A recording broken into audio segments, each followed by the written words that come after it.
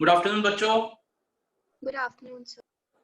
चलिए जल्दी से अपने वीडियोस ऑन करिए सब बच्चे। ओके गुड तो आफ्टरनून आज, सर। हाँ जी गुड आफ्टरनून। आज हम एक नया चैप्टर शुरू करने जा रहे हैं। कल आप लोगों को ऑर्गेनाइजिंग का टेस्ट है। आप शायद आपने पढ़ाई शुरू कर दी होगी, नहीं की तो अच्छे से कर लीजिएगा। तो कल आपका 1 बजे ऑर्गेनाइजिंग का टेस्ट होएगा। आज हम एक नया चैप्टर शुरू करने जा रहे हैं जिसका नाम है स्टाफिंग। बहुत ही इजी चैप्टर है, बहुत ही इंटरेस्टिंग चैप्टर है। मतलब ऑर्गेनाइजिंग अगर बोरिंग था तो इससे बहुत अच्छा लगेगा, आपको पढ़ने में मजा आएगा इसको। तो आइए शुरू करते हैं आज की क्लास में। देखिए बच्चों, स्टाफिंग चैप्टर से पहले हमारे 2 फंक्शंस होते हैं, और वो 2 फंक्शंस कौन से होते हैं? Organising, planning and organising. Planning में हमने क्या देखा था? प्लानिंग में हमने ये देखा है कि हमें करना क्या है, हमें कहां पे पहुंचना है और हम उधर किस तरीके से पहुंचे। ऑर्गेनाइजिंग चैप्टर में हमने ऑर्गेनाइजिंग जो फंक्शन था उसमें हमने देखा कि हमने रिसोर्सेज वगैरह को एक्यूमुलेट करना शुरू किया, हमने अपने ऑर्गेनाइजेशन का एक स्ट्रक्चर तैयार किया, लेकिन अभी तक हमने किसी को भी नहीं रखा था, हमने किसी भी पर्सन को एम्प्लॉय नहीं किया था। अब हम कौन सा फंक्शन देखने जा रहे हैं? अब हमारा आता है स्टाफिंग फंक्शन। तो एक बार आप मुझको बताइए कि आपके हिसाब से स्टाफिंग फंक्शन में क्या होएगा? जितना भी आपको समझ आता है आप मुझे बताइए कि हम स्टाफिंग फंक्शन में क्या करते हैं। बताइए, सोच के बताइए क्या करेंगे हम स्टाफिंग फंक्शन में? एम्प्लॉयज को रखते हैं, हम लोगों को रखेंगे, हम लोगों को एम्प्लॉय करेंगे। अगर आप ये बोलते हैं कि हम लोगों को रखते हैं तो ये डेफिनेशन कहीं थोड़ी सी इनकम्प्लीट है। मैं एग्जांपल से बताता हूँ। फॉर एग्जांपल एक ऑर्गेनाइजेशन है, उसने न्यूज़पेपर में एक एडवर्टाइजमेंट निकाला that we are looking for 5 मतलब ऐसे ले लीजिए 5 इंजीनियर्स, और लोगों ने अप्लाई किया और उन्होंने 5 इंजीनियर्स को रख दिया। ठीक है, वो रख दिया, फिर वो 1 महीने बाद वो लोग छोड़ के चले गए। फिर से न्यूज़पेपर में एडवर्टाइजमेंट आया that we are again looking for 5 people engineers. तो फिर उन्होंने लोग आए, उन्होंने रख लिया, उनको रख लिया, फिर से वो छोड़ के चले गए, फिर उन्होंने न्यूज़पेपर में एडवर्टाइजमेंट निकाला, उनको रख लिया। तो एक बात बताइए, आपके हिसाब से तो एम्प्लॉइंग पीपल इज स्टाफिंग, तो क्या ये स्टाफिंग हुआ कि आपने रखा लोगों को, वो छोड़ के चले गए, फिर और लोगों को रख लिया, फिर वो छोड़ के चले गए, फिर और लोगों को रख लिया? तो क्या हम इसको स्टाफिंग कह सकते हैं? क्या आप बताइए मुझको, क्या ये स्टाफिंग होगी? No sir. आप एक चीज मिस कर रहे हैं। आज 1-2 बच्चे नए आए हैं क्लास में, तो मैं उनको बोलूंगा कि क्लास के बाद आप समझिए आज की क्लास को, और क्लास के बाद एक बार मुझे मैसेज या कॉल करके बता दीजिएगा कि आपको क्लास में कितने अच्छे से समझ में आया या नहीं आया। दिव्यांशी एक बच्चा नया, दिव्यांशी आई हुई है, और एक और बच्चे आए, कपिल आए हुए हैं। तो आप प्लीज, मैं आपसे रिक्वेस्ट करूंगा कि एक बार मेरे को क्लास के बाद बता दीजिएगा। तो बताइए बच्चों, क्या मैं बोल सकता हूँ कि सिर्फ लोगों को रखना ही स्टाफिंग नहीं होती, हमें उनको रख के रखना है। मतलब हमें उनको रख के रखना है, कुछ इस तरीके के हमें उनको इंसेंटिव्स देने हैं कि वो हमारी ऑर्गेनाइजेशन को छोड़े नहीं। एक बार जिसको हमने रख लिया, रखते वक्त हम बहुत ज्यादा टाइम ले, टेस्ट करवाए उनके, उनसे काम करवा के देखे, उनका इंटरव्यू ले, हर तरीके की चीज करें, उनका रेफरेंस बैकग्राउंड चेक करें। 1 सेकंड बच्चे, हरिद्र 1 सेकंड रुक जाओ बस। उनका रेफरेंस ले, बैकग्राउंड चेक करें, सब कुछ करें, लेकिन एक बार हमने किसी को रख लिया, उसके बाद हम उसको रखे हम उसको मौका दे कि वो हमारी ऑर्गेनाइजेशन में ग्रो कर सके और हमारी ऑर्गेनाइजेशन को जल्दी ना छोड़े। क्योंकि अगर आपके एम्प्लॉइज आपको जल्दी छोड़ते रहेंगे तो इससे एक तो आपका भी नुकसान है, एम्प्लॉय का तो नुकसान है ही, आपका भी नुकसान है। और आपका नुकसान ये है कि आपकी कॉस्ट बढ़ेगी, आपकी गुडविल खराब होगी, बाहर ये जाएगी न्यूज कि इस ऑर्गेनाइजेशन में तो कोई टिकता ही नहीं है। समझ में आई बात? एक मिनट आगे बढ़ने से पहले एक बच्चे का डाउट था। हरिदेव बोलो, क्या डाउट था बेटा आपका? सर मेरे को बस इतना पूछना था, that is it related to stability of personnel? It is I would say it is 100% related to stability of personnel. अगर हम किसी को रखते हैं, रखते वक्त आप बहुत लंबा प्रोसेस लो, 1 महीने की जगह 2 महीने लगा दो, लेकिन एक बार किसी को रख लिया फिर उसको जल्दी नहीं निकालना, आपको भी नहीं निकालना, और ना ही उसको मजबूर करना है कि वो आपकी कंपनी को छोड़े। जैसे बच्चे ऐसे है कि शादी की बात चल रही है आपकी, तो जल्दबाजी में शादी नहीं करनी कि जो पहली दूसरी लड़की या लड़का दिखा चल उससे शादी करी और 2 दिन बाद मजे नहीं आ रहे, चलो छोड़ दो, चलो बाय बाय, ऐसा नहीं करना। शादी करने टाइम पहले बहुत टाइम लो, 1 बार मिलो, 2 बार मिलो, 3 बार मिलो, 10 बार मिलो, लेकिन एक बार जब आप किसी के साथ जुड़ जाते हो तो ना तो आप उसको मौका दो कि वो आपको छोड़े, और ना ही आप खुद उस रिश्ते को छोड़ो। तो exactly it is related with that. Take your time while selecting the employee, but once you have selected the employee, then you should try that he or she does not leave your organization. Okay बच्चे, समझ में आई?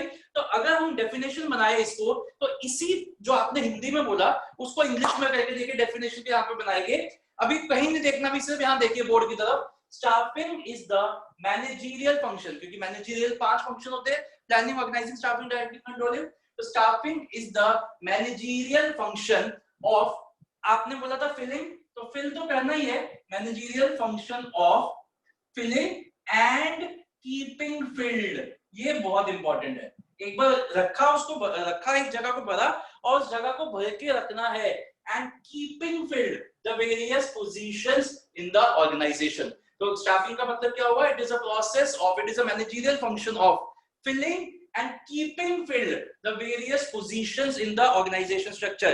एक बार मेरे साथ फिर से बोलेंगे, it is a managerial function of filling and keeping filled the various positions in the organizational structure। आद्या, आयुषी, आदित्य, अनन्या, अंश, आर्यन, ये सब बच्चों को समझ आ जाएगा मैं नाम क्यों ले रहा हूँ। दिव्यांश, अपने आप सुधर जाओ क्या, वरना मैं एक एक करके निकाल दूं बाहर। कुरान, ड्रोन, दिव्यांश, सब अपने वीडियोस ऑन करिए। चलिए जल्दी से वीडियोस ऑन करिए सब बच्चे अपने। ओके, तो एक बार फिर से बोलते हैं, staffing is the managerial function of filling and keeping filled the positions in the organisational structure. एक बार फिर से बोलेंगे, staffing is the managerial function of filling and keeping filled the positions in the organization structure। एक बार फिर से बोलेंगे, staffing is the managerial function of filling and keeping filled the positions in the organizational structure। अब आप लोग, मैं ये हटा दूं यहां से, अब आप लोग जल्दी से सिर्फ डेफिनेशन मुझे 3 बार लिख के दिखाएंगे। जल्दी से लिखिए 3 बार डेफिनेशन, बिना देखे, नोट्स नहीं ओपन करने, जल्दी से लिख के दिखाइए मेरे को सिर्फ डेफिनेशन 3 बार।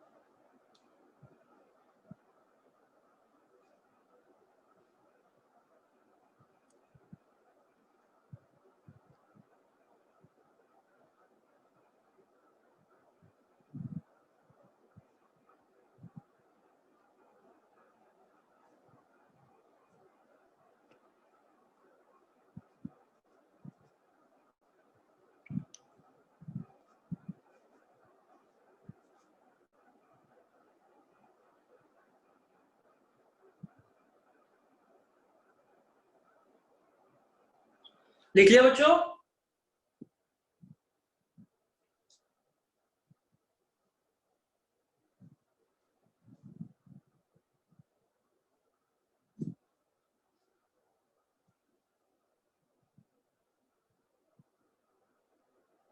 चलिए बच्चों, एक बार जल्दी से फिर से बोलते हो। आज हमें एक बहुत अच्छा क्वेश्चन, एक बहुत बड़ा क्वेश्चन हमें करना है आज। प्रोसेस ऑफ स्टाफिंग वो करेंगे, लेकिन उससे पहले एक बार डेफिनेशन फिर से बोलते हैं। Staffing is the managerial function of filling and keeping filled the various positions in the organisational structure. तो आई होप कि आप सबको अच्छे से याद हो गई होगी। तो आइए अब बहुत बड़ा, एक सबसे बड़ा और सबसे इंपॉर्टेंट क्वेश्चन करते हैं, what is the process of staffing. बच्चों नोट्स को कर दीजिए बंद, ध्यान दीजिए इधर, और मैं आपको इसको एक स्टोरी से भी समझाऊंगा और इसके साथ भी समझाऊंगा। तो जल्दी से यहाँ ध्यान दीजिएगा, ठीक है? अभी हेडिंग्स सारी लिखी हुई है, हेडिंग्स का भी बाद में याद करूंगा, स्लैंग भी दूंगा, सब कुछ करूंगा। तो बच्चों चलते हैं आज से 4-5 साल पहले। मैं अपना ही एग्जांपल ले रहा हूँ, कोई हंसेगा नहीं, देखो कोई नहीं हंसेगा, मेरा ही एग्जांपल है, कोई नहीं हंसेगा, ठीक है? तो आज से 4 साल पहले मैं अपनी जिंदगी में बहुत ही अच्छे उस पर था, मेरा काम बहुत अच्छा चल रहा था। मैं बात कर रहा हूँ 2016 की, मेरा काम चल रहा था बहुत बढ़िया, और मेरे पास मतलब बहुत अच्छा, मैं खुश था, सब कुछ सही था, और कमाई वगैरह भी सही थी। तो मेरे पेरेंट्स ने मुझे बोला कि बेटा अब तो तू कर ले शादी, अब तो बहुत हो गया, तेरे सब काम वाम ठीक है और तू सेट हो गया, तो अब तू शादी कर ले और अपना लाइफ को, ये भी अपना जो काम होता है वो कर ले। तो उस टाइम पे थी, मतलब कह सकते हैं आज आपको देख के लग सकता है कि भैया इस बंदे की कौन सी गर्लफ्रेंड हो सकती है। उस टाइम पे था, मैं थोड़ा अच्छा लगता था मैं।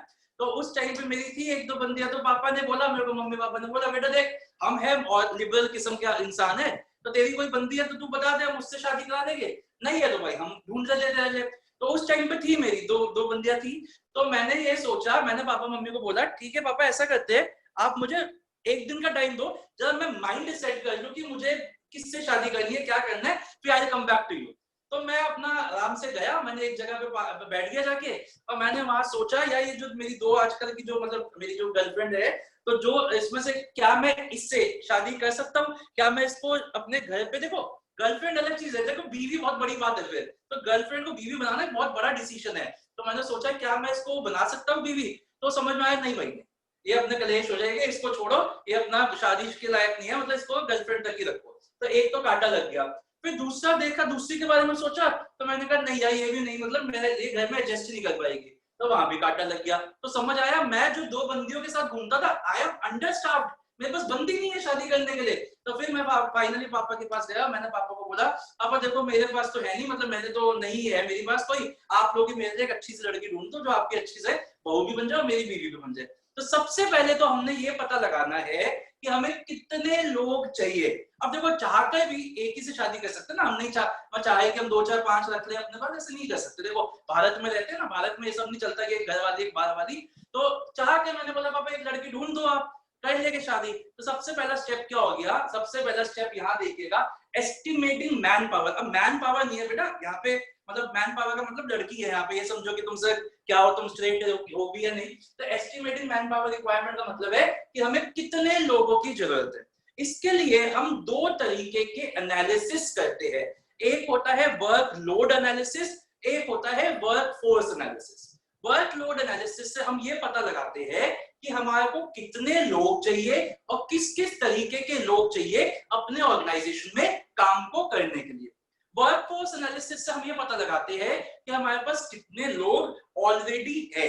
इन दोनों को जब हम कंपेयर करते हैं तो हमें ये पता चलता है कि हम ओवर स्टाफ्ड है, हम अंडर स्टाफ्ड है, या फिर हम ऑप्टिमली स्टाफ्ड है।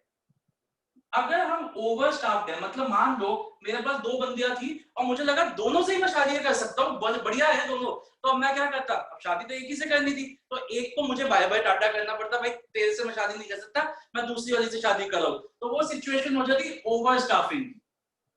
दूसरा केस जो मेरा था अंडर स्टाफिंग, कि दो लड़कियां थी लेकिन दोनों ही मेरे शादी के लायक नहीं है, मैं शादी नहीं कर सकता, तो ये हो जाती अंडर स्टाफ। तीसरी सिचुएशन मान लो एक ही गर्लफ्रेंड, बहुत लोगों के साथ ऐसा होता है, एक गर्लफ्रेंड बॉयफ्रेंड है, दोनों एक कपल है और वो आगे शादी कर लेते, तो दे आर ऑप्टिमली स्टाफ्ड, एक ही बंदी या बंदा है और उसी से मेरे को शादी करनी है। तो ऐसे ही ऑर्गेनाइजेशन में रिक्रूटमेंट, लोगों को रखने से पहले हमें ये तो पता हो कि हमें कितने लोग चाहिए, तो वो हम कैसे पता करते हैं, एस्टिमेटिंग मैन पावर रिक्वायरमेंट से। उसके लिए हम दो तरीके के एनालिसिस करते हैं, पहला वर्क लोड एनालिसिस, दूसरा work force analysis. Work load analysis से हम ये पता लगाते हैं कि हमें कितने लोग चाहिए और किस किस तरीके के लोग चाहिए, और वर्क फोर्स एनालिसिस से हम ये पता लगाते हैं कि हमारे पास कितने लोग और किस किस तरीके के लोग ऑलरेडी है। इन दोनों को कंपेयर करके हम देखते हैं कि हम ओवर स्टाफ्ड है, अंडर स्टाफ्ड है, ऑप्टिमली स्टाफ्ड है। अगर हम ओवर स्टाफ्ड है तो हमें कुछ लोगों को निकालना पड़ेगा, अगर हम ऑप्टिमली स्टाफ्ड है तो हमारा काम ही नहीं है, फिर तो जितने लोग चाहिए उतने ही, तो हमें कुछ करने की जरूरत नहीं है। लेकिन अगर हम अंडर स्टाफ्ड है तो हमें आगे बढ़ना पड़ेगा, सेकंड स्टेप पे जाना पड़ेगा, विच इज रिक्रूटमेंट। बच्चे किसी को भी डाउट आया प्लीज एक बार क्वेरी रेज कर दीजिएगा, अदरवाइज मैं आगे बढ़ रहा हूँ। तो अब देखो, जब मेरे को पापा, हमें ये समझ आ गया कि इस लड़के के पास कोई बंदी नहीं है, तो पापा को भी समझ आ गया निठल्ला आदमी है, हमें ढूंढना पड़ेगा इसके लिए। तो अब क्या हुआ, अब तो इन्होंने सोचा चलो, जैसे आप लोग इंग्लिश में भी पढ़ रहे होंगे, न्यूज़पेपर में एडवर्टाइजमेंट दे देते, 2-4 पंडितों को बोल दिया, पापा ने अपने फ्रेंड सर्कल में बोल दिया, एक्सेट्रा रिलेटिव्स को भी बोल दिया। लेकिन रिलेटिव्स को तो पता है ना कितना हरामखोर आदमी है, इसके साथ तो अपने घर की किसी मतलब नॉन बंदे को नहीं ब्याना, तो रिलेटिव से तो कुछ आया नहीं।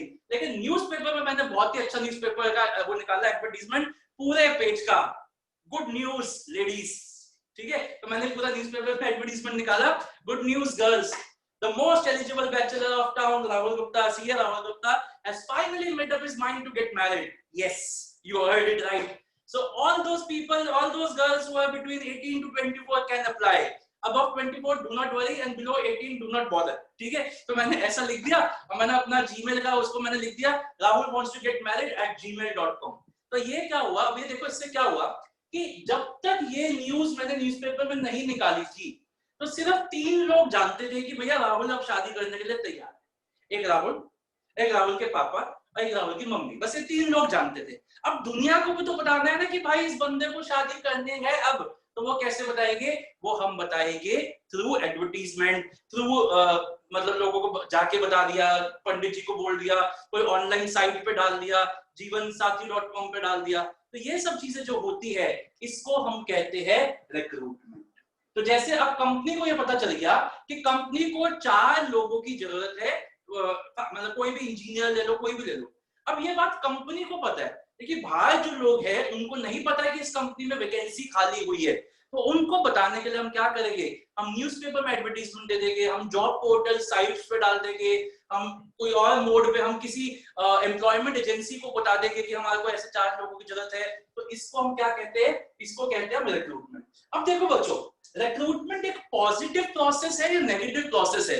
एक बात देखो, जब लोगों ने, लेडीज ने वो सुना, देखा कि अरे राहुल शादी करने वाला है, आप बिलीव नहीं करोगे इतनी मेल्स आई, पूरा जीमेल का सर्वर ही क्रैश हो गया कि इतनी मेल लोगों ने मेल्स भेज दी। क्योंकि सब लड़कियों के मन में क्या था? एक होप थी कि हम इससे शादी कर लेंगे, हम बन जाएंगे मिसेस गुप्ता। मैंने समझने की बात है। तो क्या हुआ कि it is a very positive process कि सब लोगों के मन में एक होप रहती है। हम किसी को रिजेक्ट नहीं करते, जिसका बायोडाटा आना रख लिया, जिसका बायोडाटा आना रख लिया। तो हमने इस स्टेज पे किसी को भी रिजेक्ट नहीं किया। इसलिए ये क्या है? ये एक बहुत ही पॉजिटिव प्रोसेस माना गया है, क्योंकि नो रिजेक्शन टेक्स प्लेस। ऐसी कंपनी के पॉइंट ऑफ व्यू से जब कंपनी ने न्यूज़पेपर में निकाला कि हमें 4 लोग चाहिए, इस क्वालिफिकेशन के चाहिए, तो सब लोग अपना बायोडाटा भेजने लग गए। कुछ लोग वो क्वालिफिकेशन मीट भी नहीं करते थे, उन्होंने भी अपना बायोडाटा भेज दिया इस होप में कि हम हमारे को सिलेक्ट कर ले। ऐसे मैंने उसमें लिखा था कि 24 से ज्यादा साल लोग मेरे को अप्लाई ना करें। आप बिलीव नहीं करोगे, 30, 40, 50 साल की लड़कियां भेज रही है,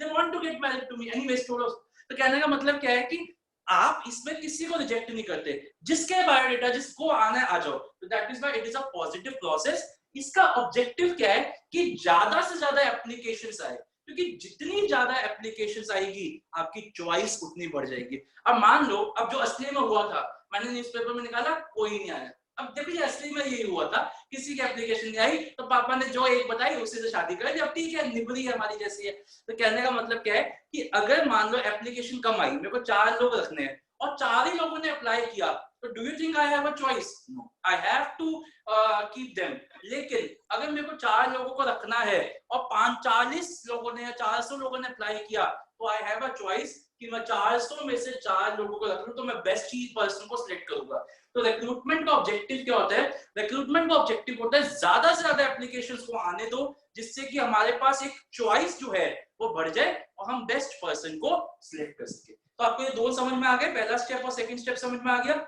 चलिए अब आगे बढ़ते हैं थर्ड स्टेप। देखो बच्चों, जब इतनी एप्लीकेशंस आई, अब क्या करें? अब शादी तो एक से ही करनी थी, तो अब हमें क्या करना था? We have to take that difficult decision to select the one out of the numerous application that I received। तो अब क्या कर सकते हैं? कुछ को तो देखो हमने पहले पढ़ा बायोडाटा, कुछ तो ऐसे नहीं समझ आया, कुछ की कुंडली मैच नहीं हुई तो वो हट गए, कुछ वैसे समझ नहीं आए तो वो हट गए, कुछ और प्रॉब्लम आ गई, कुछ की फैमिली समझ नहीं आई, कट हो गए। तो थोड़े बहुत जो बचे उनमें से कुछ लोगों से मिले, वहां जाके पता चला लड़की, मतलब नई लड़की के साथ हम बैठे, नहीं सही लगा, कुछ वहां पे हट गए। तो ऐसे करते कुछ हैंडफुल 2, 4, 5 लोग मिले, उनसे हमने बातचीत की, मिले उनके साथ जाके, काम मतलब उनको अपना समझाया, उनका सुना एक्सेट्रा। फाइनली एक हमने सिलेक्ट कर ली कि हमें इससे शादी करनी है। आप बिलीव नहीं करोगे, जिस दिन ये न्यूज आएगी मैं इससे शादी करूं, इतनी लड़कियां का मतलब दे जस्ट कमिटेड सुसाइड कि यार हो ये क्या हुआ, अब हम तो खत्म ही हो गए। तो कहने का मतलब क्या है? This is a negative step. ये बहुत नेगेटिव स्टेप है, क्योंकि जो एक सिलेक्ट हो जाता है वो तो बड़ा खुश हो जाता है, लेकिन जो इतने सारे रिजेक्ट हो जाते हैं उन बेचारों का तो दिल टूट जाता है ना। तो वो एक्चुअली में इसमें हम रिजेक्शन करते हैं, इसलिए this is a negative step. इसको बहुत नेगेटिव स्टेप माना गया है। चलो अब जो हुआ सो हुआ, अब जो मैं क्या कर सकता हूँ, भगवान उनकी आत्मा को शांति दे। अब क्या हुआ? अब फाइनली हमारी शादी हो गई, और जब शादी हो गई हमारी, जब अब मेरे को पता नहीं आप में से कितने बच्चे बनिए हैं, लेकिन बनियों के घर में ना कुछ रिचुअल्स होते हैं। तो जिस दिन शादी होती है उस दिन जो नई नवेली जो बहू होती है घर की, वो आती है और सारे लोग बैठ जाते हैं उसके आसपास और वहां पे कुछ गेम्स चलते हैं। तो मैं आपको वो गेम्स बताता हूँ। एक गेम तो वो होता है कि वो हाथ में कलावा सा बांध लेते हैं, लड़का भी लड़की भी, तो सब लोग कहते हैं ननद भाभी भाभी वगैरह देवर देव सब कहते हैं कि भैया चलो ये खोलो धागे खोलो, जो जल्दी खोलेगा उसका घर पे राज चलेगा। तो पहले वो गेम हुआ। फिर दूसरा गेम होता है कि वो एक दूध की कटोरी में ना वो अंगूठी डाल देते हैं, वो सब गेम हुआ। फिर वो निकालना होता है, जिसने पकड़ लिया वो, जिसने निकाल ली उसका राज चलेगा, ऐसा होता है। फिर एक तीसरा गेम होता है जिसमें ना भाभी का जो देवर होता है वो भाभी की गोद में आके बैठता है और भाभी उसके पीछे भागती है, डंडा लेके उसको मारती है। अब उस वक्त जो पति होता है ना उसकी बड़ी कलपरी होती है। अब मेरे घर में मेरा भाई जो छोटा भाई वो आके बैठ गया मेरी सॉरी वाइफ के गोद में। अब मेरी कलपरी होती है, मतलब उस वक्त हर हस्बैंड की कलपरी होती है अरेंज मैरिज वाले के, कि भाई अभी तक तो हम भी नहीं बैठे, तू पहले आके बैठ गया। भाई ये कौन सा रीति रिवाज है, अभी तक हम तो बैठे नहीं, तू पहले आके बैठ गया। फिर भाभी भागती है, ये सब होता है। फिर ननद क्या होती है, जो मेरी सिस्टर है वो मेरी वाइफ की ननद लगी, तो वो घर दिखाते हैं उनको। तो जैसे उनको दिखाया कि ये आपका ड्राइंग रूम है, ये आपकी किचन है, हम आपसे थोड़े दिनों बाद यहाँ पे लेके आएंगे आपको, ये आपका ये आपके मतलब उसका कमरा है, ये जेठ का कमरा है, ये आपका प्लेग्राउंड है, यहाँ पे आप अपने मेरे भाई के साथ खेलोगे, लाइक दैट। तो ये उनको बता दिया, सारा घर दिखा दिया, सब कुछ हो गया। फिर उनको मिलवा दिया, ये आपके ससुर है, ये सास है, पूरे अच्छे से उसको मिलवाया। तो बेसिकली उसको क्या किया, उसको प्लेस किया उस घर में जहां पे वो नई आई थी, और उसको सब लोगों के साथ क्या कराया, सब लोगों के साथ फैमिलियराइज कराया। क्योंकि आज जो उसका ओपिनियन बनेगा इस घर को लेके और इस घर के फैमिली मेंबर्स को लेके, वही ओपिनियन वो आगे तक कैरी करेगी। अगर आज ही किसी ने उसका बदतमीजी कर दी तो हो सकता है वो कभी भी एडजस्ट ना कर पाए इस घर में। लेकिन अगर आज सबने उसका बड़े प्यार से, बड़े अच्छे से वार्म वेलकम किया, तो हो सकता है वो अपने इस घर को अपना माने और आगे बहुत अच्छे से इस घर में रहे। ऐसा ही होता है एम्प्लॉइज के साथ। नेक्स्ट स्टेप हमारा क्या हो गया, प्लेसमेंट एंड ओरिएंटेशन। जब हम किसी को रखते हैं तो अब फोर्थ स्टेप में हम उसको क्या करते हैं, उसको उसकी जगह दिखाते हैं ऑर्गेनाइजेशन में कि ये आपकी जगह है, आपको यहाँ पे काम करना है, ये आपकी प्लेस है, ये आपकी पोजीशन है। फिर हम उसको दिखाते हैं कि आइए हम आपको और लोगों से मिलवाते हैं कंपनी में। तो जो वो ह्यूमन रिसोर्स मैनेजर होता है वो उसको उसकी टीम से फैमिलियराइज कराते हैं कि आपके सीनियर है, ये आपके जूनियर है, यहाँ पे हमारा कॉन्फ्रेंस रूम है, यहाँ पे ये है, यहाँ पे ये, वो सारा उनको मिलवाते हैं और उनको बोलते हैं कि आपको 1 घंटे का टाइम है, आप जाओ एक बार पूरी ऑर्गेनाइजेशन को देखो, मिलो, लोगों से मिलो, और हम आपको लंच के बाद आपका पहला असाइनमेंट देंगे। तो ओरिएंटेशन का क्या मतलब हुआ, ओरिएंटेशन का मतलब होता है इंट्रोड्यूसिंग उस जो एम्प्लॉय है, जो नया एम्प्लॉय है, जो नया रिक्रूटेड एम्प्लॉय है, उसको लोगों से मिलवाना, सीनियर से मिलवाना, जूनियर से मिलवाना, कहाँ पे हमारी ऑर्गेनाइजेशन की का कॉन्फ्रेंस रूम है, कहाँ पे हमारी किचन है, कहाँ पे वाटर मिलेगा, ये सब चीजें उसको बताना, जिससे कि उसको लगे हाँ मैं भी इस ऑर्गेनाइजेशन का पार्ट हूँ, मैं कोई अलग से नहीं हूँ, मेरे को ये कंपनी के लोग और ये कंपनी अपना मानती है। जब जो उसका इस स्टेज पे जो उसका वो बना फीडबैक बना कंपनी को लेके, वो बहुत इंपॉर्टेंट है। अगर किसी ने आज बदतमीजी की, मान लो कोई जूनियर आया और उसके मुंह पे थप्पड़ मार के चला गया एम्प्लॉय के, तो फिर वो ही मतलब उसको ही लगेगा कि मेरी तो यहाँ पे इज्जत ही नहीं है कोई। लेकिन अगर बहुत अच्छे से लोगों ने बात की, इनफैक्ट सीनियर्स ने भी बहुत वार्म वेलकम दिया, तो वो इस ऑर्गेनाइजेशन को अपना मान के काम को करेगा। तो नेक्स्ट स्टेप क्या हो गया हमारा, प्लेसमेंट एंड ओरिएंटेशन। अब नेक्स्ट स्टेप पे चलते हैं। अब जैसे मान लो हम हुआ है, हम घूम फिर के आ गए, अपना हनीमून वगैरह बना के आ गए, तो अब घर पे आए, तो देखो बच्चों हर घर पे खाना बनाना, चाय वाय जो होती है वो अलग तरीके से बनती है। फॉर एग्जांपल मान लो मेरे घर पे बड़ा सोबर खाना बनता है, हो सकता है मेरी वाइफ के घर में बड़ा स्पाइसी खाना बनता है, या उल्टा भी हो सकता है। तो कहने का मतलब क्या है, जब देखो अब वो इस घर में आके रहेगी तो मतलब एडजस्ट करेगी, तो कुछ हमें उनके हिसाब से चलना पड़ेगा, कुछ उनको हमारे हिसाब से। तो अब क्या हुआ कि मेरे घर के जो मेरे एल्डर्स थे, जैसे मेरी मम्मा वगैरह, उन्होंने मेरी जो मेरी वो है वाइफ है उसको सिखाया काम कि देखो अब आपको ऐसे बनाना है, पापा इस तरीके से खाना खाते हैं, राहुल इस तरीके से खाता है, एक्सेट्रा एक्सेट्रा, हम चाय इतने बजे पीते हैं। तो छोटी मोटी जो भी चीजें होती है थोड़ा बहुत काम सिखाया। ये कौन सी स्टेज हो गई, ये हो गई ट्रेनिंग एंड डेवलपमेंट। ऐसे ही जब न्यू एम्प्लॉय हमारी ऑर्गेनाइजेशन ज्वाइन करेंगे तो हमको उनको काम सिखाना पड़ेगा, कि उनको ट्रेन करना पड़ेगा कि ये काम की मतलब इसमें आप अपनी स्किल्स को ऐसे एनहांस करो एक्सेट्रा, और उनकी डेवलपमेंट के बारे में सोचना पड़ेगा। ट्रेनिंग एंड डेवलपमेंट में क्या फर्क होता है वो हम डिटेल में पढ़ेंगे बाद में, प्रोसेस पढ़ते हुए हमें इतना डिटेल में नहीं जाना, हम इसमें फर्क पढ़ेंगे आने वाली क्लासेस में कि ट्रेनिंग और डेवलपमेंट में क्या फर्क होता है। अब नेक्स्ट स्टेज पे आइए, तो फिर एक दिन जब हम अपनी वाइफ को सारा काम समझा दिया, तो क्या होता है कि एक दिन उसको बोलते हैं कि चलो आज आप खाना बनाओ। ऐसा होता है ना, सबसे फर्स्ट डे क्या होता है कि चलो आज आप खाना बनाओ। 1 मिनट। तो पहले दिन उससे हलवा बनवा देते, कुछ मीठा बनवा देते, तो उससे हलवा बनवाया, फिर सब लोग बैठ जाते, घर के सारे खानदान के सारे लोग बैठ जाते, चाचा ताऊ सब अरे वाह आज तो बहू ने बड़ा अच्छा खाना बनाया है, तो ये हम क्या करें उसके साथ, ये हम उसकी परफॉर्मेंस को अप्रेस करें। अप्रेस का मतलब क्या हुआ, हम उसकी परफॉर्मेंस को इवैल्यूएट कर रहे हैं कि वो हमारे घर के हिसाब से सेट हो पा रही है कि नहीं हो पा रही। ऐसी ऑर्गेनाइजेशन में जब हमने अपने अपने एम्प्लॉइज को सारा काम सिखा दिया, फिर हम टाइम टू टाइम उनकी परफॉर्मेंस को क्या करेंगे, इवैल्यूएट करेंगे कि भाई क्या आप हमारे ऑर्गेनाइजेशन के हिसाब से काम कर पा रहे हो कि नहीं। अब फाइनली क्या हुआ, 2 4 5 6 महीने निकले, अब बनियों में तो यही शुरू हो जाता है, अब मेरी मम्मी मेरी बीवी को पोनी मारने लग गई, बेटा तुम सेट तो हो ही गई हो, अब क्यों ना तुम आगे बढ़ो, थोड़ा प्रमोट हो। प्रमोट हो का क्या मतलब है, तो थोड़ा किलकारी किलकारी बन जाओ, अब घर पे एक छोटा बच्चा हमें भी चाहिए, भाई तुम्हें बच्चे चाहिए, हम अपना सब कुछ खराब कर ले बैचलर, चलो कोई मतलब वही जो नई नई शादी का होता है। अब क्या करे, तो जब वो सेट हो गई तो अब यही शुरू हो गया कि चलो शादी करो सॉरी बच्चा करो बच्चा करो बच्चा करो। तो ऐसे ही ऑर्गेनाइजेशन में क्या होता है कि जब हम उनको देखते हैं परफॉर्मेंस अप्रेजल के बाद, जो एम्प्लॉइज बहुत अच्छा काम कर रहे हैं उनको तो हम क्या कर देते हैं, उनको तो हम कर देते हैं प्रमोट। जो लोग अच्छा काम नहीं कर रहे और रिसोर्सेज वेस्ट कर रहे हैं उनको हम कर देते हैं डिमोट।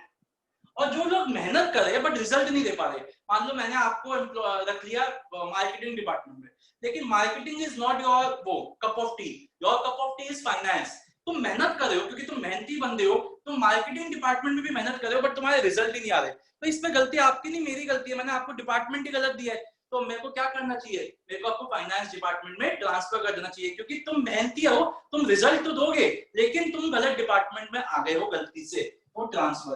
तो परफॉर्मेंस अप्रेजल रिपोर्ट को देख के हम 3 डिसीजन लेते हैं। जो एम्प्लॉइज को हम प्रमोट कर सकते हैं उनको प्रमोट करते हैं, जिन एम्प्लॉइज को हमें लगता है ट्रांसफर की जरूरत है उनको हम ट्रांसफर करते हैं, और जिन एम्प्लॉइज को हमें लगता है कि डिमोट कर देना चाहिए उनको हम डिमोट कर देते हैं। तो फाइन ये हुआ। उसके बाद फाइनली क्या हुआ, अभी इसको मत रिलेट करना मेरे से, मेरी कहानी खत्म हो गई। फाइनली फिर हम अपने एम्प्लॉइज को क्या देते हैं, कॉम्पनसेट करते हैं उनको, फिर उनके काम के लिए हम सैलरी देते हैं। अब तुम बोलो कि घर की बीवी को भी सैलरी दे, ऐसा नहीं होता, ठीक है ठीक है, ऐसा नहीं होता, वो हमें सैलरी देगी बल्कि जो थोड़ा बहुत बचता है हमारा, ठीक है। तो कहने का मतलब क्या है कि फाइनली जब काम किया आपके एम्प्लॉइज ने, हमने उनको कॉम्पनसेशन दिया। कॉम्पनसेशन 2 तरीके की हो सकती है, एक फाइनेंशियल कॉम्पनसेशन, एक नॉन फाइनेंशियल। ये सब अभी पढ़ेंगे, अभी इसको डिटेल में पढ़ेंगे, तो मैंने आपको स्टोरी से रिलेट करके बताया। अब मैं इसको क्या कराऊंगा, अब मैं आपको इसकी हेडिंग्स याद कराऊंगा। इनकी हेडिंग्स को याद करने के बाद एक बार फिर से अब हम इसको कंपनी के पॉइंट से डिस्कस करके रीड करेंगे। तो देखो इसका स्लैंग मैं लिखता हूं, अगेन ये स्लैंग मेरे ऊपर है, प्लीज हंसना मत, ठीक है, हंसना। तो इसका स्लैंग है elegant Rahul sir, okay that's me, is perfectly talented, हंसना मत बच्चों, perfectly talented person present in the country। ठीक है, थोड़ा ज्यादा हो गया बट कोई। देखिए बच्चों जो नए आए हैं, कपिल नया आया है और दिव्यांशी नई आई है, बेटा इसको हम कहते हैं स्लैंग, ये हमारा है स्लैंग। अगर आप देखोगे ये आपसे शायद याद ना हो, एक बारी में याद करोगे तो ये आपसे शायद याद ना हो, लेकिन अगर आप इसको याद करोगे और इसके थ्रू इसको याद करोगे तो ये मेरा एक्सपीरियंस है कि आपको जल्दी याद हो जाएगा। फॉर एग्जांपल देखो, ई से estimating man power requirements, R से रिक्रूटमेंट, एस से सिलेक्शन, P से प्लेसमेंट एंड ओरिएंटेशन, T से ट्रेनिंग एंड डेवलपमेंट, P से परफॉर्मेंस अप्रेजल, P से promotion and career planning and C से कॉम्पनसेशन। तो दिव्यांशी जो लाइन हम जो वर्ड्स हमने शॉर्ट में लिखे, जैसे ये हो गया ये हो गया, ये सिर्फ एक सेंटेंस को कंप्लीट करने के लिए बनाए हैं। और जो हमने कैपिटल में लिखे थे ना, जैसे सबका फर्स्ट अल्फाबेट जो हमने कैपिटल में लिखे हैं, जैसे ये कैपिटल में है ये कैपिटल में है, वो हमने यूज किए हैं, इसको हम कहते हैं स्लैंग। ये हमारा स्लैंग है, इसके थ्रू हम इसको याद करेंगे। तो एक बार फिर से जल्दी से बोलते हैं, elegant Rahul sir is perfectly talented person present in the country. और ई से क्या हो गया, estimating man power requirements, R से रिक्रूटमेंट, एस से सिलेक्शन, पी से प्लेसमेंट एंड ओरिएंटेशन, टी से ट्रेनिंग एंड डेवलपमेंट, टी से परफॉर्मेंस अप्रेजल, पी से promotion and career planning and C से कॉम्पनसेशन। जल्दी से याद करिए सारे।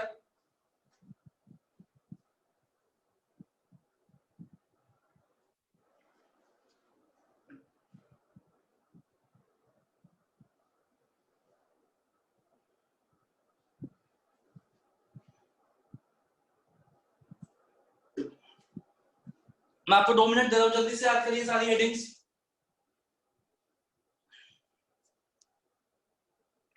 किसी को कोई भी डाउट है तो प्लीज मेरे को एक बार बता दीजिए आगे बढ़ने से पहले।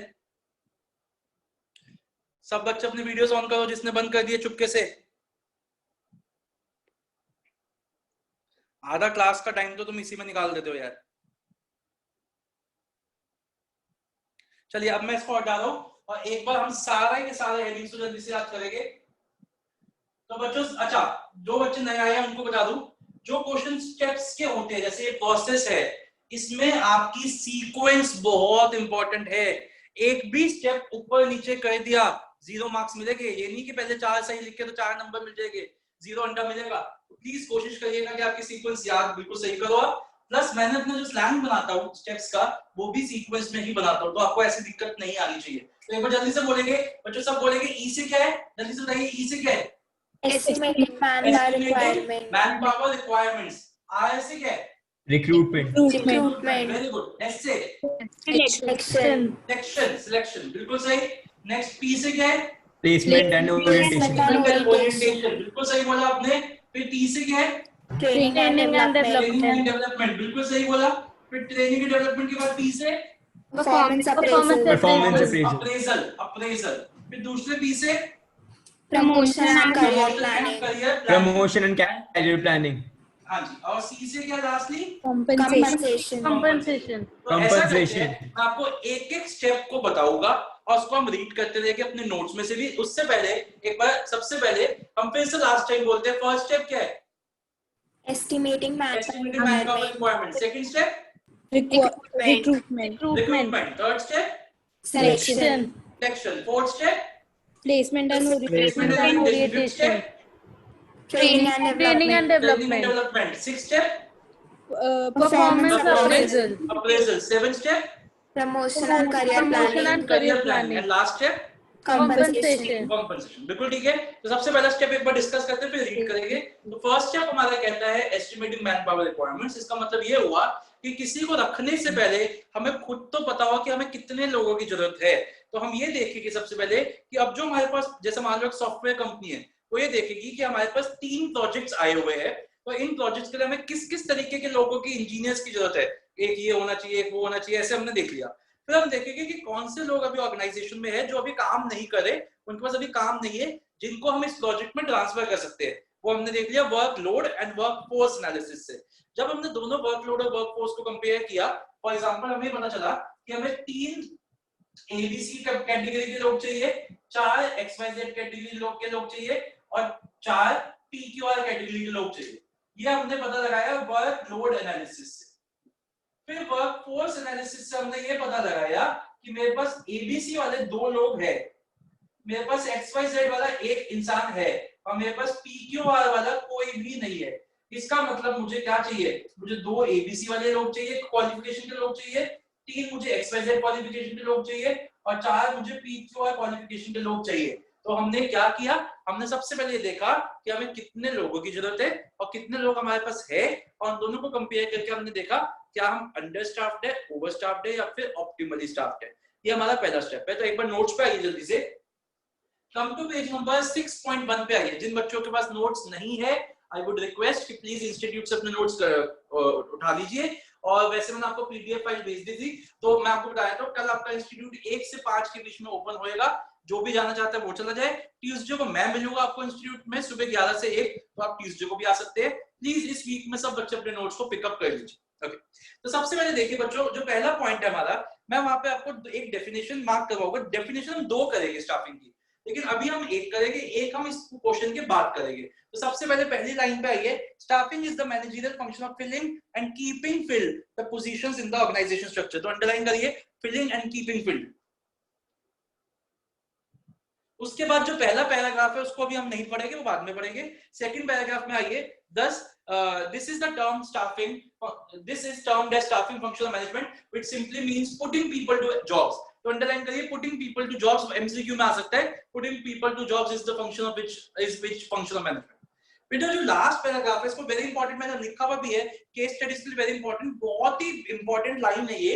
Staffing is a function of management which makes sure your assets walk out and come back next day happy and satisfied।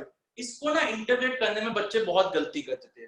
बच्चों एक बात बताओ, एसेट्स का मतलब सिर्फ ये एसेट या ये दीवार ये सब यही एसेट थोड़ी ना, ये फोन वगैरह एसेट थोड़ी ना है। सबसे बड़ा एसेट तो मैं हूँ, आप हो। Human resource are also known as assets of the company.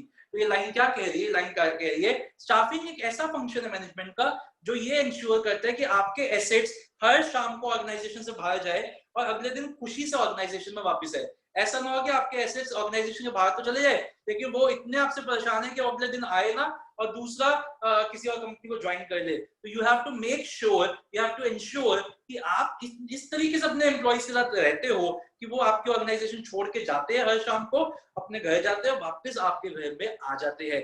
This is staffing. ये लाइन आ जाएगी, आपसे पूछा जाएगा एक्सप्लेन दिस फंक्शन, तो हो सकता है आपको इंपॉर्टेंस लिखनी हो सकता है आपको कुछ और लिखना हो, तो आपको पता होना चाहिए स्टाफिंग के बारे में बात होगी। यहाँ तक बात समझ में आ गई? इस लाइन को पूरे को हाईलाइट कर दीजिए। चलिए अब आइए आप, अब ना बच्चे जो भी हम वो बाद में पढ़ेंगे। अब आप कम टू पेज नंबर सीधा आइए 6.4 पे। 6.4 पे आ जाइए। 2, 3 हम बाद में पढ़ेंगे, काटना कुछ नहीं है। ये फ्लो चार्ट बना हुआ है, इसके लेफ्ट में आप ये स्लैंग लिखिए, elegant Rahul sir is perfectly talented person present in the country. Continent भी कर सकते हैं, ठीक है? ओके, स्लैंग को इसी सीक्वेंस में लिखेंगे।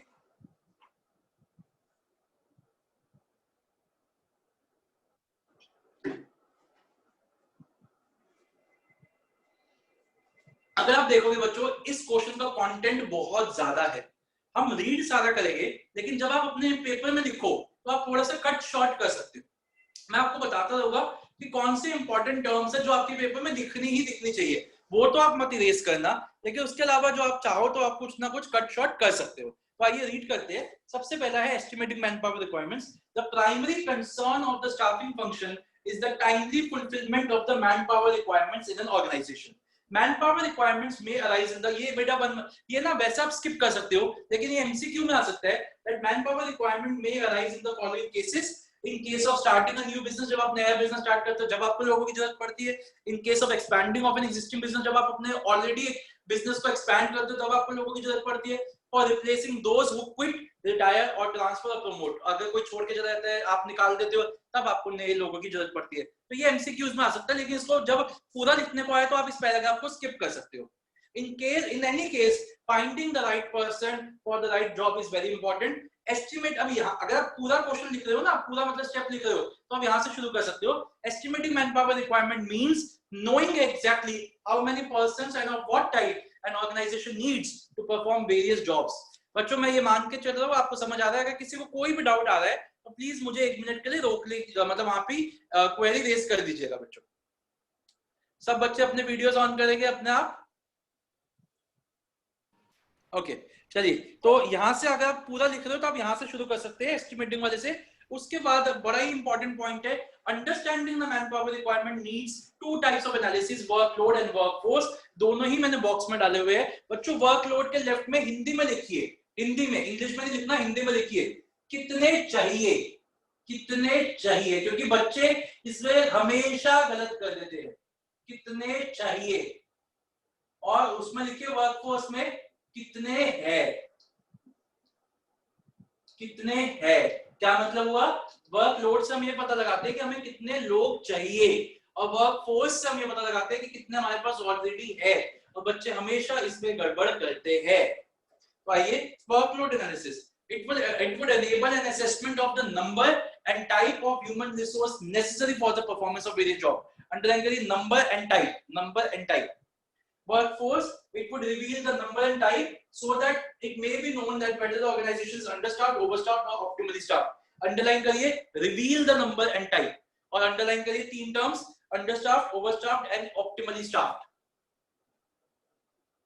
Okay, next point. ये दोनों 1 मार्कर्स है, वर्कलोड एंड वर्कफोर्स दोनों 1 मार्कर क्वेश्चन से, इंपॉर्टेंट मार्क करिए। A situation of overstaffing somewhere would necessitate employee removal or transfer. A situation of understaffing would necessitate the starting of the recruitment process. However, before this, manpower requirements needs to be translated into specific job and description like qualification etc. तो मतलब रखने से पहले हमें ये तो बताओ कि हमें क्या चाहिए, कौन चाहिए। चलिए बच्चों, पहला स्टेप हो गया। आपको जो मेनली इसमें लिखना है वो आपको वर्कलोड एंड वर्कफोर्स के बारे में लिखना है, चाहे आप और कुछ लिखो ना लिखो, वो वाले 2-3 पैराग्राफ तो लिखने ही लिखने हैं। अब देखो बच्चों, जब हमें ये पता चल गया कि हमें ये लोग चाहिए, तो अब हमें क्या करना पड़ेगा? अब हमें न्यूज़पेपर में या एम्प्लॉयमेंट एक्सचेंज में या प्लेसमेंट एजेंसीज में या naukri.com, jobstreet.com जैसी साइट्स पे जाके अपना एडवर्टीजमेंट देना पड़ेगा, या सिचुएशन वेकेंट, सिचुएशन वांटेड, वो जो होता है उस पर जाके हमें अपना एडवर्टीजमेंट देना पड़ेगा कि हम एक कंपनी है और हमें इतने लोग, किस तरीके के लोग चाहिए, तो please apply for this job. तो रिक्रूटमेंट क्या है? बेसिकली रिक्रूटमेंट प्रोसेस में हम क्या रहे हैं? रिक्रूटमेंट प्रोसेस में हम स्टिमुलेट कर रहे हैं, हम स्टिमुलेट कर रहे हैं लोगों को कि वो आए और अप्लाई करें जॉब्स के लिए। हम उनको एनकरेज कर रहे हैं कि हमारी ऑर्गेनाइजेशन में एक जगह खाली है, उस जगह के लिए आप अपनी पोजीशन, अपना नेम, अपना कैंडिडेचर दीजिए। तो रिक्रूटमेंट की डेफिनेशन मार्क करेंगे। एक मिनट रुक जाइए बच्चों, जो हमारे ये 8 स्टेप्स है, आज की क्लास के बाद जब हम नेक्स्ट क्लास करेंगे तो रिक्रूटमेंट, सिलेक्शन एंड प्लेसमेंट, ये 3 फंक्शंस को डिटेल में करेंगे। मतलब आगे का जो चैप्टर है वो रिक्रूटमेंट, सिलेक्शन और प्लेसमेंट के ऊपर ही है, इसलिए हम रिक्रूटमेंट, सिलेक्शन और प्लेसमेंट के बारे में प्रोसेस में ज्यादा डिस्कशन नहीं करेंगे, क्योंकि जब एक बार सारा हो जाएगा ये प्रोसेस तो आपको रिक्रूटमेंट, सिलेक्शन, प्लेसमेंट बहुत ज्यादा अच्छे से समझ आ जाएगा। तो अभी के लिए क्या है, रिक्रूटमेंट का मतलब ये है कि हमारे को लोगों को बताना है, उनको मोटिवेट करना है कि वो अपना नाम दे हमारी ऑर्गेनाइजेशन में जॉब के लिए। तो आइए, recruitment is the process of, definition को मार्क करिए, यही डेफिनेशन हम नेक्स्ट क्लास में भी पढ़ेंगे। Searching for prospective employees and stimulating them to apply for the various jobs in the organisation. बेटा स्टिमुलेटिंग का मतलब होता है मोटिवेटिंग देम, कि वो आपके लिए, आपकी ऑर्गेनाइजेशन में जो जॉब्स है उसके लिए अप्लाई करें। It is a positive process. Why it is a positive process? Underline करिए positive, because it aims at attracting number of candidates to apply for a given job. The higher the number of people who apply for the job, the higher will be the possibility of getting the suitable employee. The objective of recruitment is to create a pool of job candidates. Underline करिए, pool of job candidates. Pool मतलब एक बहुत ज्यादा applications आपके पास आ जाए। Pool of job candidates, both internal and external sources are used. ये internal external हम detail में बाद में पढ़ेंगे, तो इतना ही काफी है अभी।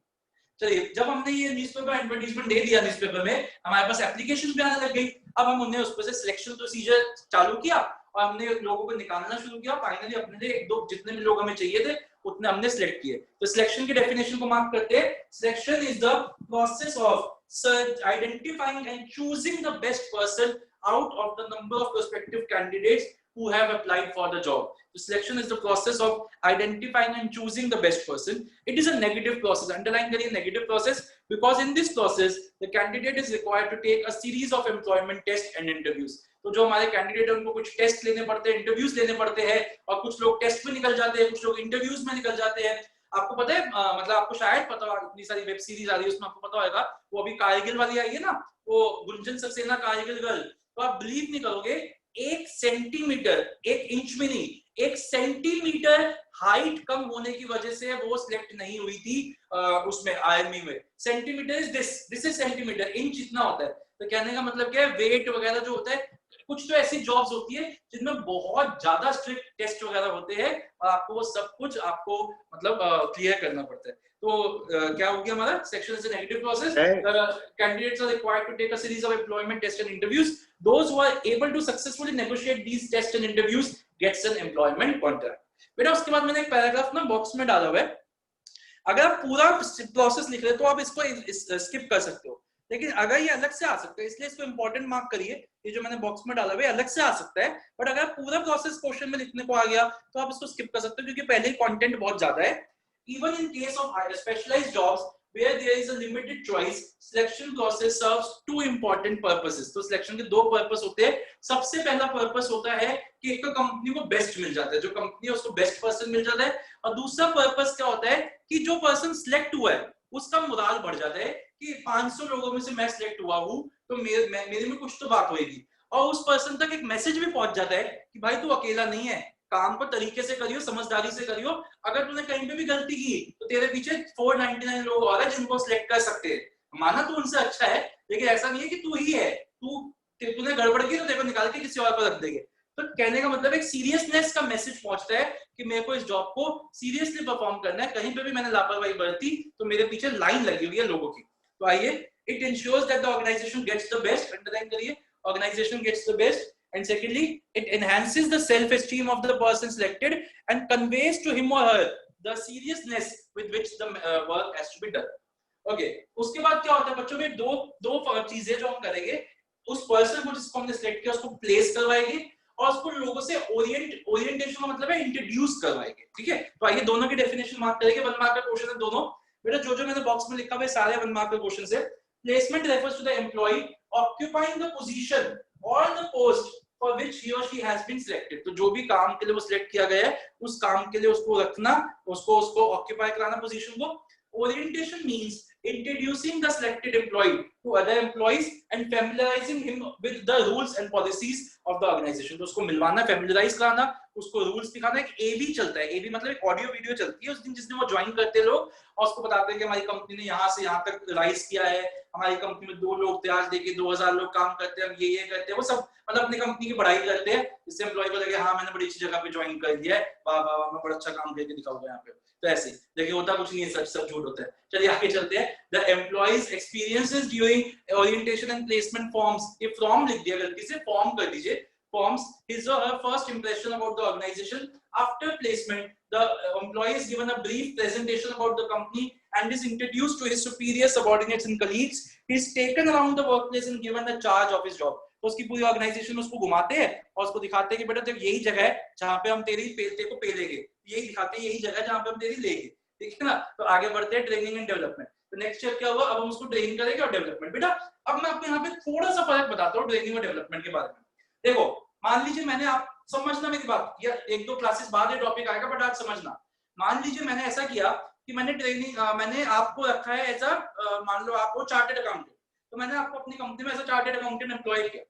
अब हो सकता है कि आपने जो हम जब सीए करते हैं तो सीए इंस्टीट्यूट हमें 2-4 सॉफ्टवेयर सिखाता है, इस मतलब बेसिक सॉफ्टवेयर, लेकिन हो सकता है आपने अपनी कंपनी में अलग सॉफ्टवेयर बना रखा हो। अब वो सॉफ्टवेयर मुझे चलाना नहीं आता, तो आपने मुझे 3 दिन की ट्रेनिंग दी और आपने कहा कि जितने भी नए सीएस हमारी कंपनी को ज्वाइन कर रहे हैं उनको हम ये सॉफ्टवेयर जो हमने सिर्फ हम अपनी कंपनी के लिए बनाया है, ये बिल्कुल मतलब इजी है लेकिन आपको सीखना पड़ेगा, वो हम आपको उसको सिखाएंगे जिससे आप अपने उस सॉफ्टवेयर को हमारी कंपनी में यूज कर पाओ। ये तो हो गई ट्रेनिंग, समझ में आ गई बात। चलिए अब हम करते हैं डेवलपमेंट। अब डेवलपमेंट में क्या हुआ, अब एक बात बताओ, कंपनी को ऐसा लगता है, कंपनी के जो मैनेजर है उनको ऐसा लगता है कि योगा बहुत अच्छी चीज है, योगा बहुत ही अच्छी चीज है और मेरे एम्प्लॉइज को सबको योगा आना चाहिए।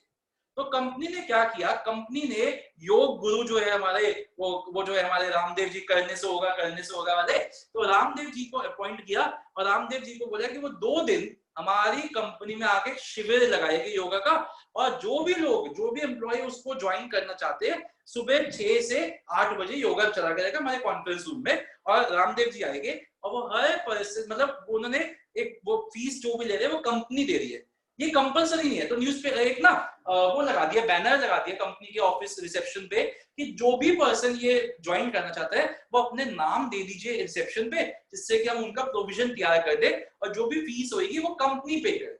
अब एक मेरे डिफरेंस को समझना, मेरे को बात बताओ, योगा सीखने का कोई डायरेक्ट लिंक है आपकी जॉब से? नहीं, कोई डायरेक्ट नहीं। हाँ ऑब्वियसली मतलब आपकी बॉडी अच्छी होगी, आप अच्छे से ध्यान दे पाओगे, लेकिन अगर योगा नहीं भी सिखाए कंपनी आपको तो कोई दिक्कत नहीं है और कोई कुछ नहीं कहेगा, लेकिन आपको वो सॉफ्टवेयर सिखाना डायरेक्टली लिंक्ड है काम से। तो अब समझना फर्क, ट्रेनिंग होता है कंपलसरी, जो सिर्फ इसलिए की जाती है कि आपको आपकी स्किल्स को एनहांस किया जाए। डेवलपमेंट जब आती है वो कंपलसरी नहीं होती, प्लस डेवलपमेंट में हम ओवरऑल ग्रोथ देखते हैं। मेरे को ऐसा लगता है कि मेरे एम्प्लॉइज का जो मेंटल स्टेट है और जो उनकी बॉडी है वो सही होनी चाहिए, तभी वो काम कर पाएगी। और हो सकता है मेरे को आप 1 महीने बाद छोड़ ही दो, आपने योगा सीखा रामदेव जी से और पता चला आप 1 हफ्ते बाद ही मुझे छोड़ के चले गए कि बस मेरे को मिल गया जो मेरे को चाहिए था। मैं कुछ नहीं कर सकता, मैं आपसे कुछ नहीं ले सकता, लेकिन हाँ मैंने अपना ये छोड़ के कि ये मेरे को छोड़ जाएगा, मैंने इतने इस माइंडसेट को हटा के मैंने देखा कि ये मेरा एम्प्लॉई है और मेरे को इसकी ओवरऑल डेवलपमेंट के बारे में सोचना चाहिए, तो वो ओवरऑल डेवलपमेंट होती है। तो डेवलपमेंट कभी भी डायरेक्टली जॉब से कनेक्टेड नहीं होती, डेवलपमेंट ओवरऑल ग्रोथ से कनेक्टेड होती है, और जो हमारा वो होता है ट्रेनिंग होती है वो हमारी डायरेक्टली जॉब से कनेक्टेड होती है। इसको हम डिटेल में पढ़ेंगे। ट्रेनिंग हमेशा कंपलसरी होती है, डेवलपमेंट ऑप्शनल होती है। डेवलपमेंट में कंपनी ने आपको एक ऑप्शन दे दिया था कि आपको ज्वाइन करना तो करो, नहीं करना तो मत करो, तो आपने देखा कि हाँ मुझे इससे फायदा मिलेगा, इसलिए आपने उसको ज्वाइन किया। कंपनी को अपने एम्प्लॉइज को मौका देना चाहिए कि वो अपनी जो एक कंपनी है उसमें उनको ट्रेनिंग देते रहना चाहिए कि जिससे वो धीरे धीरे करके कंपनी की जो ऑर्गेनाइजेशनल हियरार्की है उसको क्लाइम कर सके, क्योंकि हर बंदा कंपनी को में जॉब नहीं करियर चाहता है। अगर आज मैं कंपनी ज्वाइन करता हूँ तो मैं इस मोटिव से ज्वाइन नहीं करता कि मैं आज ज्वाइन करता हूँ कल निकल जाऊंगा।